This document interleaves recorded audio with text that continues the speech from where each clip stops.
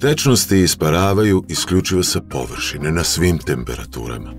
U sudarima sa okolnim molekulima, pojedini molekuli stiču dovoljno energije da pokidaju međumolekulske veze i postanu slobodni.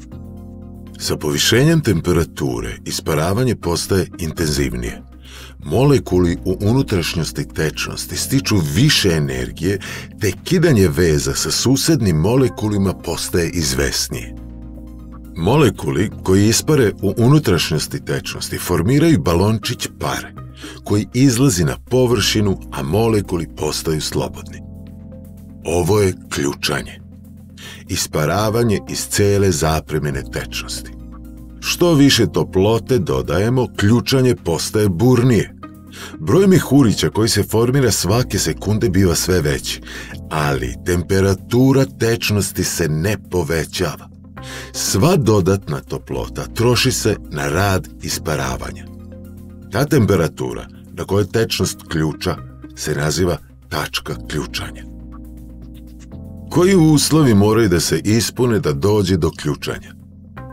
Da bi se formirao mehurić pare u tečnosti, pritisak pare unutar mehurića mora biti veći od pritiska koji spolja deluje na mehurić. Taj spoljašnji pritisak prevashodno zavisi od atmosferskog pritiska koji deluje na slobodnu površinu tečnosti i hidrostatičkog pritiska koji deluje na dubini na kojoj se formira mehurić. Pritisak unutar mehurića mora biti veći od zbira ova dva pritiska. Za plitke posude hidrostatički pritisak ne igra značajnu ulogu. Dakle, porast temperature tečnosti podstiče ključanje, dok porast spoljašnjeg pritiska otežava ključanje.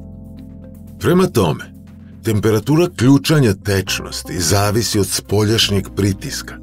Za vodu je uobičajena kombinacija ovih vrednosti 100 stepeni Celzijusa i 1 atmosfera, odnosno 101.325 paskala.